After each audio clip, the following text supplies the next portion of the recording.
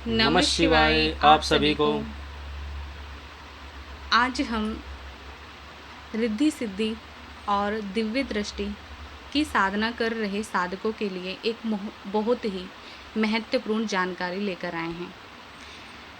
ये जो जानकारी है, इसका जो मेन पॉइंट है वो है वायु नेगेटिविटी। किस प्रकार से आप जब भी साधना करते हैं, किसी भी प्रकार से साधना करते हैं, चाहे आप दिव्य दृष्टि के लिए करते हैं, रिद्धि सिद्धि के लिए करते हैं या फिर किसी और अन्य कार्य के लिए करते हैं, तो उसमें उस साधना में किस प्रकार से आपकी साधना में विघ्न पड़ता है।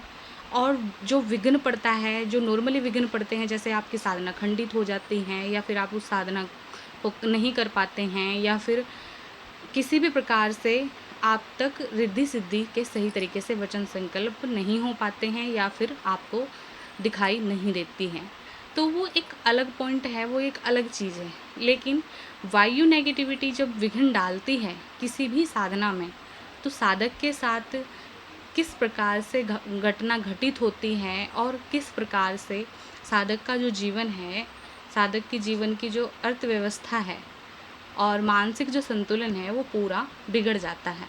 तो इस बारे में आज हम बात करेंगे। सबसे पहले हम वायु नेगेटिविटी के बारे में समझाना ये चाहेंगे कि जैसे कोई भी, जैसे चुड़ैल होती है, प्रेत होते हैं, पितृ होते हैं या फिर अन्य जिस भी प्रकार की नेगेटिविटी होती है, जो जिनका आकार होता है, जिनको आप देख सकते हो कि ये प्रेत है, ये डायन है, ये चुड़ैल है या फिर नॉर्मली आपके घर का कोई मरामीत है, तो उसको आप देख सकते हो, जान सकते हो कि ये इस प्रकार की नेगेटिविटी है। लेकिन वायु नेगेटिविटी जो होती है, वो एक ऐसी नेगेटिविटी है जो निराकार होती है। इसका कोई आकार नहीं होता। ये सिर्फ आपको ब्लैक वायु की तरह ही नज़र आती है, जैसे एक धुएँ टाइप में भी नज़र आ सकती है। और या फिर ये आपके किसी भी चक्र में जब चक्र के अंदर जाती हैं, तो पूरे चक्र को ये ब्लैक कर देती हैं और जो भी आपके जब तक की ऊर्जा होती है, उसमें ये मिक्स हो जाती है। और इसको इतनी आसानी से आप नहीं समझ सकते, ना ही इसको जान सकते हैं कि हाँ, ये वायु नेगेटिविटी है। वहीं ये इंसान के कुछ लोगों के साथ तो ऐसा होता है कि वायु नेगेटिविटी चक्रास में बैठ जाती है और चक्रास में बैठने के बाद ये इंसान को कंट्रोल करती हैं, या मतलब जैसे आपके मूलाधार में अगर ये बैठ जाती है, तो मूलाधार से ये जितना भी मूलाधार की जो कुंडलानी की जो प्रक्रिया है, ये उसकी आगे की प्रक्रिया को बढ़ने नहीं देती। अगर आपके मणिपुर चक्र में ये बैठ जाती हैं, तो मणिपुर चक्र से आपके पेट संबंधी प्रॉब्लमें आपको काफ़ी आने लगती हैं। पेट में आपके बीमारियां उत्पन्न होने लगती है किसी भी प्रकार से, मतलब जहाँ भी ये बैठ जाएगी शरीर को कहीं ना कहीं नुकसान करने लगती है। लेकिन सबसे बड़ा जो उसका नुकसान होता है, सबसे बड़ा इसका नुकसान होता है आपकी रिद्धि सिद्धि आपको प्राप्त ना होने देना। जब तक ये शरीर के अंदर रहेगी, आप जितना भी जब तक कीजिए, ये किसी भी प्रकार से उसका आपको फल नहीं मिलेगा। आपकी साधना खंडित कर देती है। आपकी साधना पूर्ण रूप से खंडित कर देती है। फिर इसका सबसे जो, चलो इतना तो अच्छा है कि अगर ऐसे है तो नॉर्मली इंसान ठीक रह सकता है। लेकिन जब ये साधक के मानसिक, मतलब माइंड में जा कर के ये बैठती है, तो वहाँ इंसान की ये मेंटलिटी जो इंसान को मेंटल भी कर सकती है और वो साधक पागल हो जाता है और अपने ही माइंड में जितना भी उसके चल रहा होता है, जैसे माइंड में जो बातें स्टोर होती हैं, वही बातें इसके माइंड से खेलती रहती है और वो साधक कभी समझ ही नहीं पाता कि मेरे साथ रियल में हो क्या रहा है। तो बात करते हैं हम एक हमारे जो जब से हम साधना कर रहे हैं, साधना क्षेत्र में हैं, और तब से हमने ऐसे 3 केस अपने जीवन में देखे हैं कि 3 केस हमने बिल्कुल यही देखे हैं कि मेंटल पूरे माइंड पे एक तरीके से ऐसे ये कंट्रोल करती है वायु नेगेटिविटी कि इंसान को पूर्ण रूप से मेंटल कर देती है, भ्रमित कर देती है, भ्रमित कर देती है।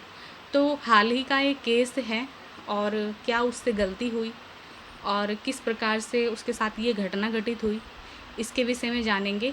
तो सबसे पहले हम बात करते हैं कि साधना करते वक्त साधक को किस प्रकार का संकल्प लेना चाहिए और किस प्रकार से उस संकल्प को धारण करना चाहिए। तो हमने जो भी देखा ना, वायु नेगेटिविटी के केस जितने भी हमारे पास आए हैं, वे आए हैं साधक के ही, तपस्या करने वालों की, जो रिद्धि सिद्धि प्राप्त करना चाहते थे, दिव्य दृष्टि प्राप्त करना चाहते थे। उनसे जाने अनजाने में त्रुटि हो गई जाप करते टाइम, या किसी ने उनको टच कर दिया तपस्या करते टाइम, या उन्होंने ऐसा संकल्प धारण कर लिया जो वे पूरा नहीं कर पाए, तो उसकी वजह से भी उनके चक्रास में वायु नेगेटिविटी घुस गई। अब इसके मेन पॉइंट पे हम बात करेंगे कि किस कारण से इंसान को ये मेंटली प्रॉब्लम हो सकती है, या किस प्रकार से वायु नेगेटिविटी माइंड में जा कर के बैठ सकती है। सबसे पहले हम बात करते हैं, जैसे कुछ लोग छोटी छोटी साधनाएं करते हैं, जैसे 40 दिन की करते हैं, या फिर कुछ लोग 21 दिन की करते हैं, वहीं कुछ लोग 3 महीने या 6 महीने की साधना करते हैं। और साधना का रीज़न कोई भी हो सकता है, रिद्धि सिद्धि हो सकती है, दिव्य दृष्टि हो सकती है, कुंडलानी एक्टिवेट हो सकती है, या फिर कोई भी मतलब उसका कारण हो भक्ति से सकता है। लेकर ही। अगर आप निष्काम भक्ति करते हैं तो ऐसी कोई प्रॉब्लम होगी ही नहीं, यानी कि अगर आपकी कोई इच्छा ही नहीं है किसी भी तरीके से, सिर्फ शिव प्राप्ति या भगवान प्राप्ति है, तो आपके साथ ये प्रॉब्लम नहीं होगी। लेकिन अगर आपकी साकाम इच्छा है, साकाम कुछ हाँ, प्राप्त करना चाहते हैं। प्राप्ति के लिए आप कर रहे हैं, यानी कि आप पहले से ही संकल्प में बोल देते हो, या पहले से ही आप ये निर्धारित करते हो कि हम ये साधना इस कार्य हेतु कर रहे हैं, तो वहाँ आपकी साकाम भक्ति जुड़ जाती है। और वहीं से आपका जैसे परीक्षा का समय भी, परीक्षा भी उसके साथ जुड़ती है, विघ्न बाधाएं भी उसके साथ जुड़ती हैं। तो बहुत सी चीज़ें उसके साथ आप समझ नहीं पाओगे कि कैसे आपके जो परीक्षाएं चालू हो जाती है। साधना करते समय ही आपके साथ ये स्थिति जुड़ जाती है। तो सबसे पहले जैसे कुछ जो 40 दिन की या 3 महीने की या 6 महीने की साधना करते हैं, तो उनके विषय में बात करते हैं, उनको किस प्रकार से वायु नेगेटिविटी नुकसान पहुंचाती है। जैसे बहुत से साधक संकल्प धारण करते हैं कि जी हम 40 दिन का संकल्प धारण कर रहे हैं और हम इस मंत्र का उच्चारण करेंगे, और इस कार्य हेतु हम ये मंत्र कर रहे हैं, जैसे दिव्य दृष्टि या फिर रिद्धि सिद्धि। तो कुछ साधकों के साथ तो ऐसा होता है कि वो ब्रह्मचर्य से करते हैं, वहीं कुछ साधक घर गृहस्थी में होते हैं तो वो किसी प्रकार का ब्रह्मचर्य का पालन नहीं करते हैं। सबसे पहले तो आप इन्हीं चीज़ों को समझो कि अगर आप घर गृहस्थ हो तो आप इस तरह के मंत्र ना उठाए, इस तरह के मंत्रों का उच्चारण ना करें जिनमें ब्रह्मचर्य का पालन होता हो। और अगर आप ब्रह्मचर्य का पालन के लिए करते हैं तो पूरा अपना मन बना करके कि आपको वो जो साधना आपने संकल्प धारण किया है उस संकल्प को आप पूरा करोगे ही करोगे, किसी प्रकार का विघ्न नहीं आना चाहिए। फिर दूसरा जो ब्रह्मचर्य होता है, ब्रह्मचर्य साधक को कभी भी जब वो साधना करता है उसको कोई भी लेडीज स्पर्श नहीं करनी चाहिए, चाहे वो घर का कोई भी सदस्य हो, आपकी माँ हो, आपकी बहन हो, आपकी भाभी हो, कोई भी हो सकता है, लेकिन किसी भी लेडीज को जो ब्रह्मचर्य से साधना करता है उस साधक को स्पर्श नहीं करना चाहिए, टच नहीं करना चाहिए, किसी तरह से छूना नहीं चाहिए। चाहे आप किसी भी जैसे माँ हैं तो माँ अपने बेटे की इच्छा से बेशक छुए, लेकिन उसको छूना नहीं चाहिए, क्योंकि उस टाइम पे जिस टाइम साधक साधना कर रहा होता है और अगर वो पूर्ण रूप से जो उसका मंत्र है और वो जो मंत्र है उसका जागृति पे है तो उसकी ऊर्जा बनेगी और ऊर्जा बनने से शरीर में प्रवेश करेगी, तो वो धीरे धीरे शरीर में प्रवेश करती है और चक्रास जो होते हैं वो खुले होते हैं, जैसे मूलाधार चक्र, आपका स्वादिष्ठान चक्र, मणिपुर चक्र या आपका सहस्रार चक्र, इन चक्रों से आपको उस मंत्र की ऊर्जा शरीर के अंदर प्रवेश करती है। और अगर कोई स्त्री उस टाइम स्पर्श करती है तो जो वो ब्रह्मचर्य ऊर्जा जो बन रही होती है, जैसे हनुमान जी की साधना कुछ लोग करते हैं ब्रह्मचर्य से, बाबा गोरखनाथ जी की भी साधना ब्रह्मचर्य से होती है, नरसिंह भगवान जी की भी ब्रह्मचर्य से होती है। तो इन साधनाओं को जब करते हैं तो उनकी जो ऊर्जा होती है उग्र होती है, फिर वो ब्रह्मचर्य होती है, तो लेडीज़ के स्पर्श से उस टाइम पे वो ऊर्जा जो होती है वो एकदम से ठहर जाती है और चक्र वहीं का वहीं खुला रह जाता है, और उसमें जो वायु नेगेटिविटी होती है वो प्रवेश कर जाती है। जिस भी हिस्से में, जिस भी कुंडलानी में या शरीर के जिस भी हिस्से में आपकी जो सात्विक ऊर्जा है, जो आप जब तब कर रहे थे, इकट्ठी होती रहती है, जहाँ भी ऊर्जा आपकी जिस भी चक्रास में बैठती है, उसी चक्रास में जाकर के आपकी वायु नेगेटिविटी उस ऊर्जा के साथ मिक्स हो जाती है। और जो ये वायु नेगेटिविटी है धुएं की तरह होती है, एक वायु की तरह ही होती है और निराकार होती। उसी तरीके से जो ये ऊर्जा है तब तक रूप धारण नहीं करके रखती, आपकी पूर्ण रूप से सिद्धि बनी नहीं होती, तो वो भी आपका कार्य एक तरीके से अधूरा होता है। जब ये ऊर्जा जाती है तो सबसे पहले ये या तो आपके अनहद चक्र में बैठ जाएगी, या फिर आपकी सिद्धि ये आपके माइंड में या आपकी आज्ञा चक्र पे जाकर के बैठ जाएगी। और जितने भी क्वेश्चन आज्ञा चक्र से, मतलब साधना क्षेत्र से लेकर के या आपकी प्राप्ति से लेकर के थर्ड आई, ये जो भी आपकी साधना से इच्छा होती है प्राप्ति की, जो भी आप प्राप्त करना चाहते हैं, जो भी जिस भी जन कल्याण हेतु या फिर अपने घर परिवार हेतु जो भी आपकी इच्छा होती है, जो भी माइंड में किसी के प्रति नफ़रत की बातें, किसी के प्रति प्यार की बातें जो भी आपके माइंड में होती है, उन सभी बातों को ये बाहर निकालने लगती है और हर व्यक्ति को ये गलत साबित करने लगती है। जैसे आपको सभी व्यक्ति के सामने ये पागल या मेंटली डिस्टर्ब होने के कारण सब इंसान आपको पागल समझने लगते हैं और आप कुछ ना कुछ बड़बड़ाते रहते हो।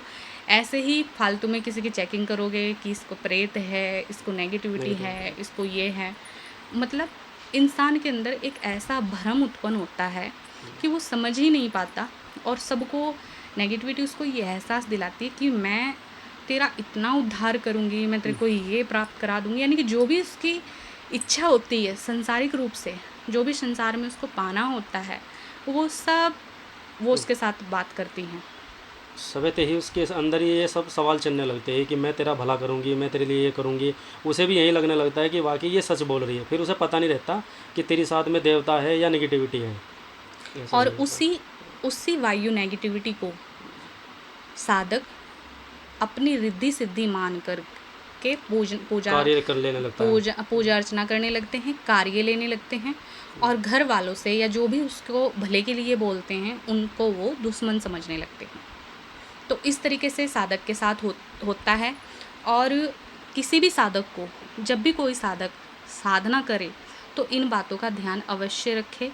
अगर ब्रह्मचर्य से साधना कर रहे हैं तो इन चीज़ों का ध्यान अवश्य रखे, खासकर अगर मैरिड हो चाहे अनमैरिड हो।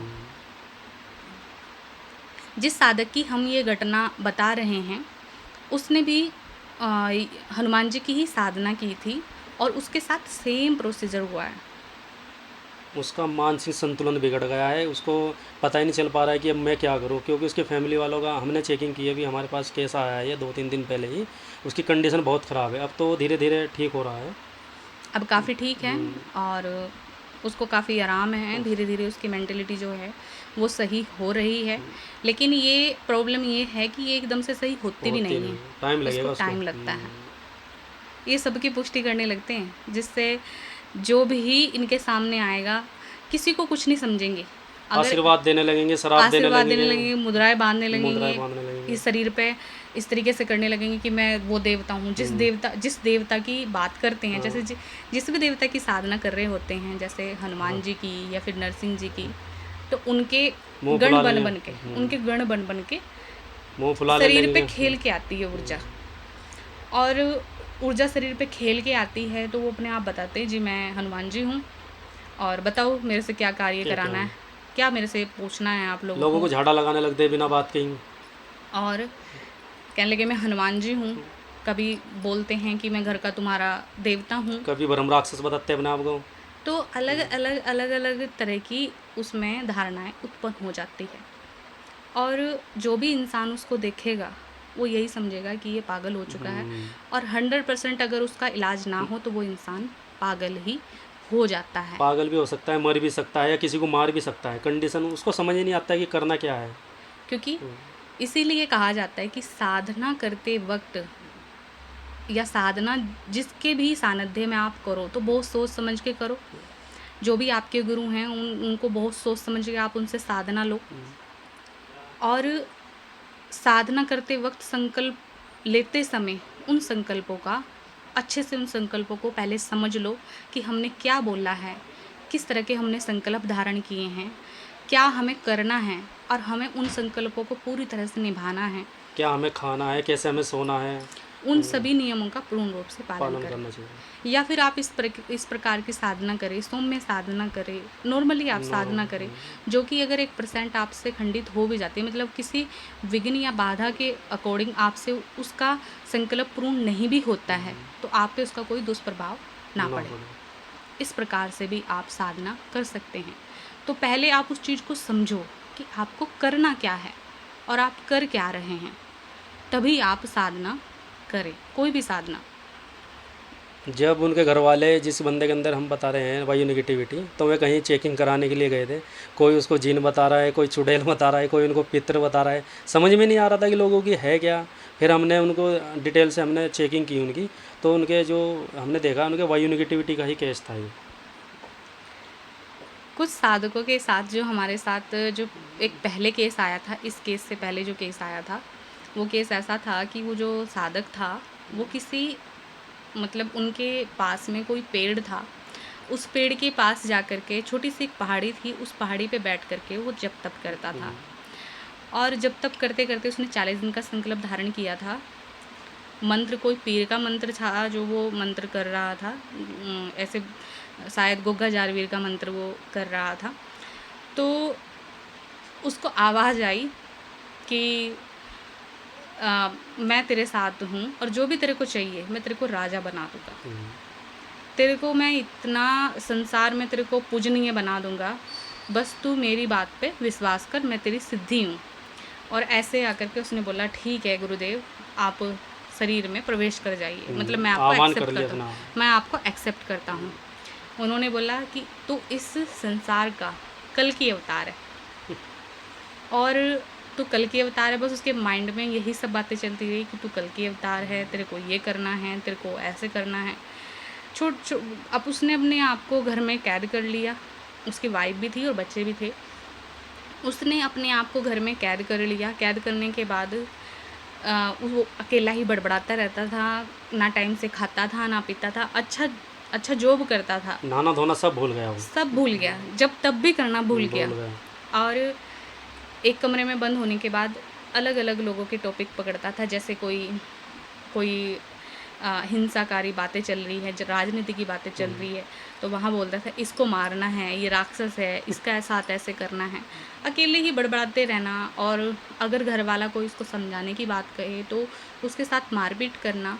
उसको भी यही बोलना कि तेरे अंदर भी नेगेटिविटी है, तेरे को इसने भ्रमित कर रखा है। फिर उसको झाड़ा लगाना, उसको ठीक करना, ले तेरी नेगेटिविटी मैंने मुट्ठी में बंद कर ली है, इसको मैं तो भस्म कर दूंगा। ऐसी धारणाएं मन में बनती है कि इंसान उन धारणाओं से कभी बाहर आ ही नहीं पाता, और घर वाले उसको अच्छे से समझ ही नहीं सकते, क्योंकि उसका जो कैरेक्टर है वो हर मिनट में बदलता रहता है। उसके अंदर ऐसे ऐसे कलाकार उत्पन्न होते हैं कि वो समझ ही नहीं पाता। समझ ही नहीं पाएगा, घर का कितना भी समझदार बंदा उसको नहीं समझ पाएगा। और जो ये कल की अवतार था, इसने तो मतलब इसकी तो जो हमने केस हैंडल किया, लगभग इसको ठीक तो ये हो गया था, लेकिन इसको सही होने में इसका जो माइंडली जो उसका जो माइंडली डिस्टर्बनेस को थी, कम से कम भी इसकी 1.5 महीने बाद जा कर के थोड़ी थोड़ी ठीक हुई है, और अब वो बंदा बिल्कुल पूरी तरह से ठीक है।